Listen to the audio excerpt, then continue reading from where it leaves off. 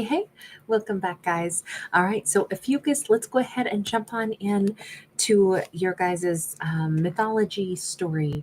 So I did a pre-shuffle, and you all ended up with Aries or Aries.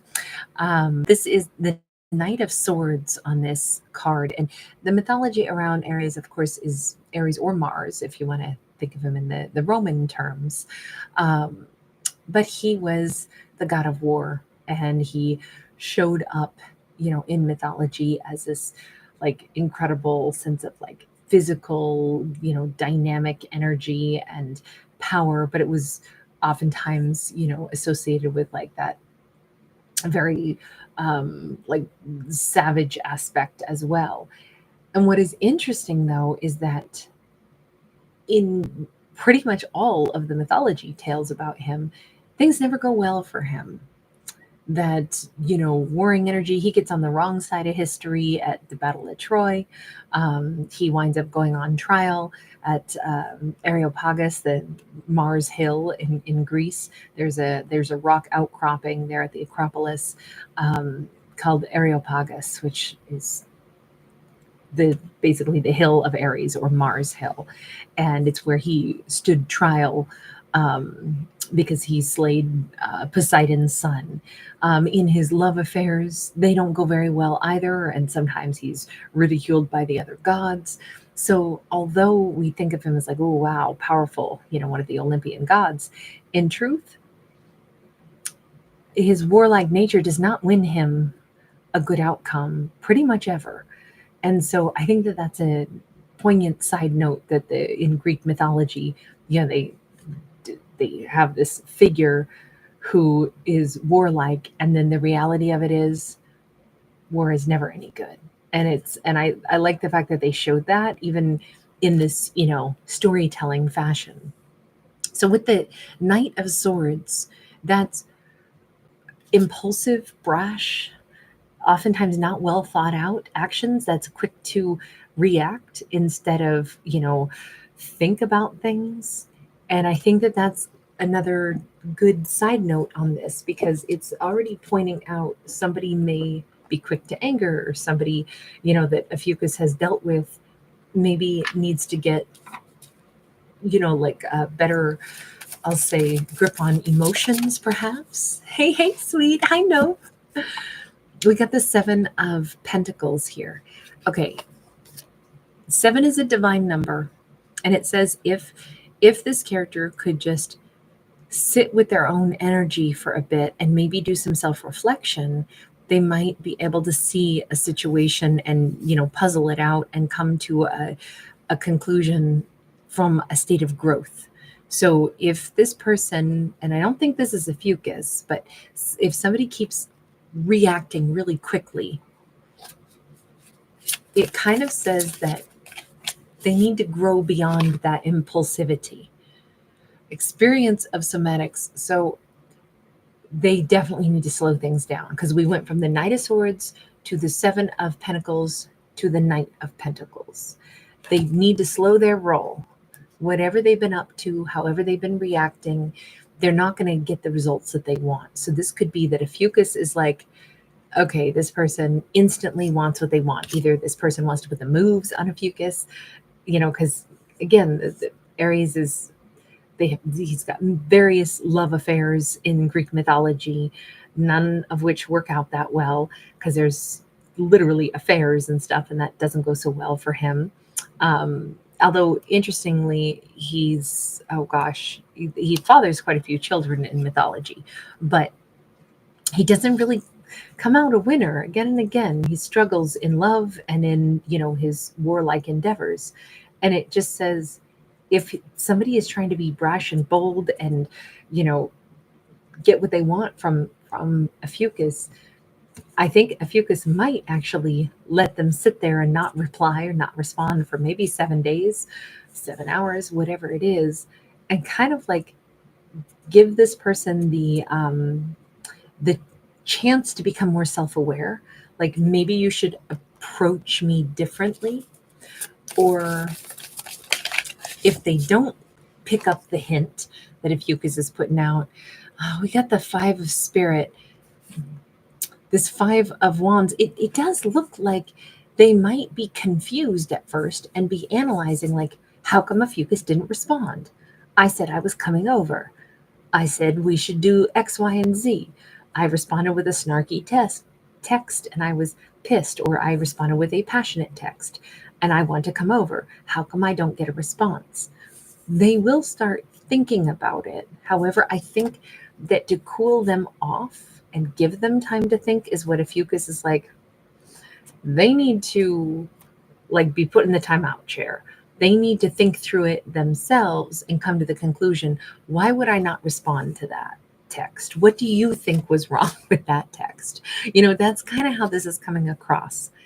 Now, it doesn't mean somebody was like, being rude or just starting to pick a fight, but it could be if they're not used to, being diplomatic, their words could be unintentionally like rude and could start a fight.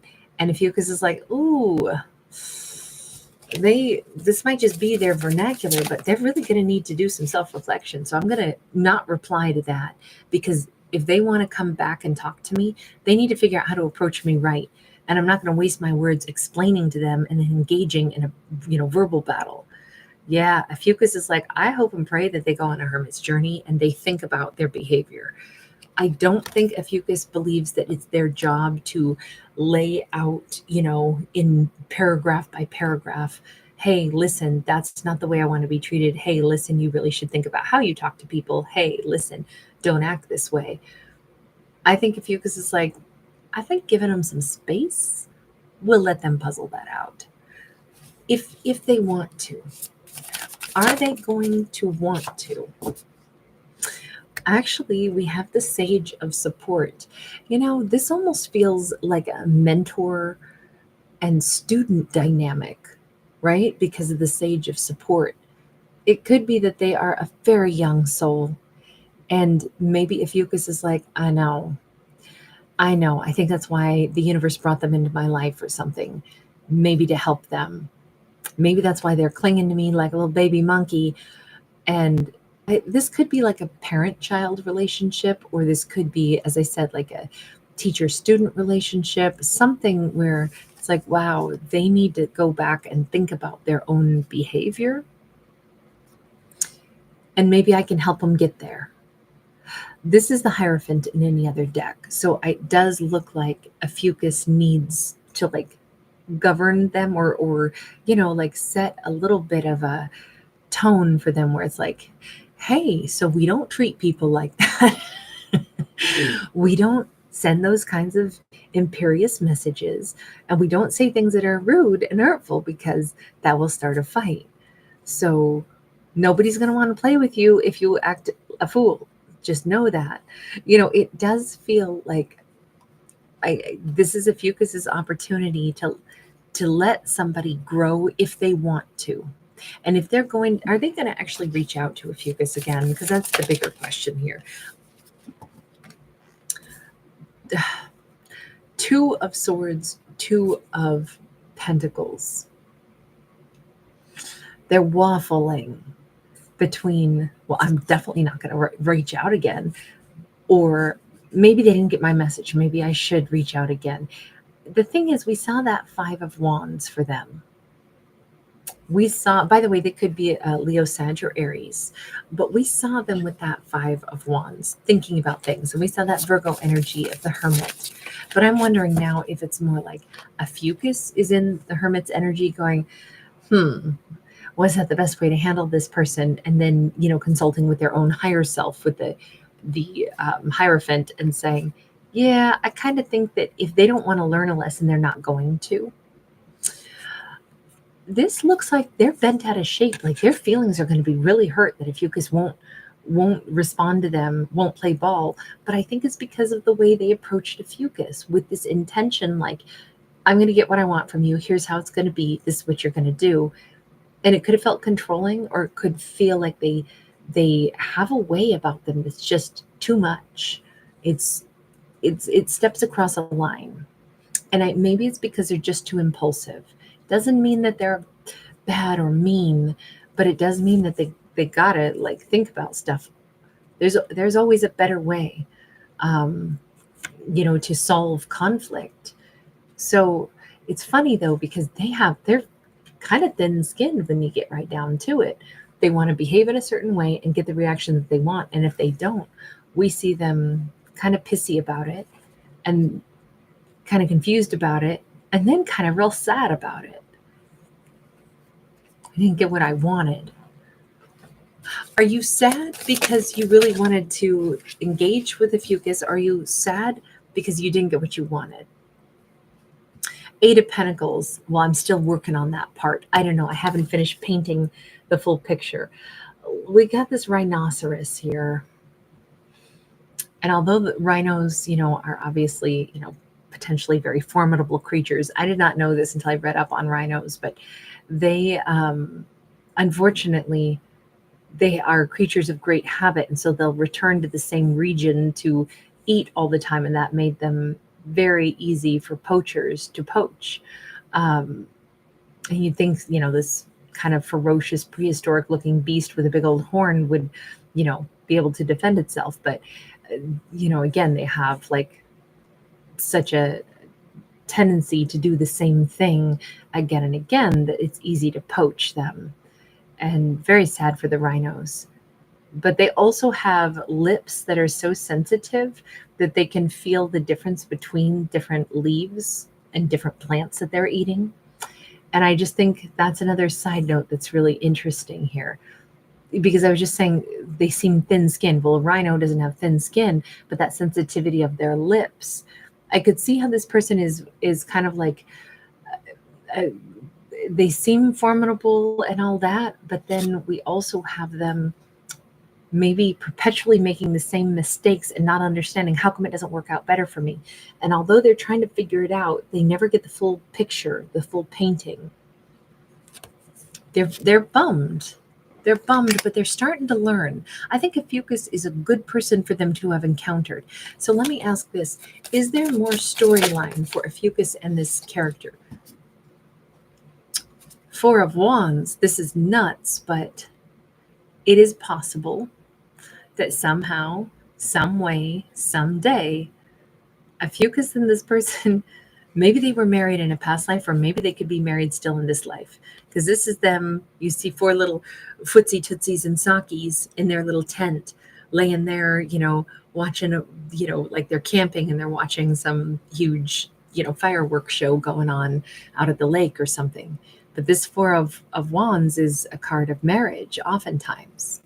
This could just be a relationship that is off to a bumpy start. Maybe it's even going to be, because I don't know how long the passage of time is between their kind of imperious nature and Ophiuchus basically dropping off the face of the planet and being like, that is so not the way I'm going to be treated. It feels like Ophiuchus makes a dent in their ego in a way nobody else has. They're sad that Ophiuchus won't deal with them.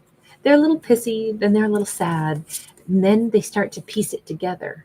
Maybe I shouldn't behave that way. Look, they are on a journey of becoming a better person for sure. But I'm just wondering if this is all like someday on down the road, they maybe will be a great partner for Ophiuchus. But at this moment in time, I think Ophiuchus saying they need to understand that's not the way to handle things, but I don't want to spell it out and give them a book of rules that they have to follow. They need to want to become a better person without me telling them that they need to do that. They should figure that out. And sometimes letting somebody just be who they are and suffer the consequences is maybe the best way to let them decide that they want to do things different. I would say that's the approach that Ophiuchus is taking. Also, I don't think Ophiuchus wants to rule them or tell them this is how you behave, this is how you don't behave, these are the rules. I think Ophiuchus is like, they're smart, they can figure it out. And if they never do, if they choose to be, remain this imperious person, then it'll be a self-limiting situation, won't it? Because nobody's going to want to deal with them. So yeah, they'll probably figure this out. It just feels like the story's not over. Like Ophiuchus could definitely hear again from this individual and could possibly end up in a very deep relationship with them, but not until they choose to change on their own accord simply because they want to. All right, I'm going to leave this one here. Thank you so much, you guys. Dana Knight, yeah, spot on. I know, it's terrible. Sweet, I know that. I think that the last white male rhino has passed on already. So yeah, I think they're such amazing looking creatures. Oh my God, rhinoceri or rhinoceri. What's the plural of that? Rhinoceroses? That sounds wrong, but I think that they are so amazing. You guys, thank you so much for being here. Moonlight Shadow, thank you, love. Sweet dreams, honey. Thanks again, Nope. All right, guys, we're going to do one more tonight, which is our Gemini video. I'll see you guys in a few for that. Oh, and I will release the Capricorn video as soon as it's done processing. Okay, it is rhinoceroses? Rhinoceroses? Is that right? Rhinoceroses? All right, I've got to go back to like kindergarten, work on my phonetics. You guys, thank you so much. Is it morning for you, Moonlight Shadow? That's awesome. All right, you guys, lots of love. I'll see you if you're up late for the Gemini. Bye.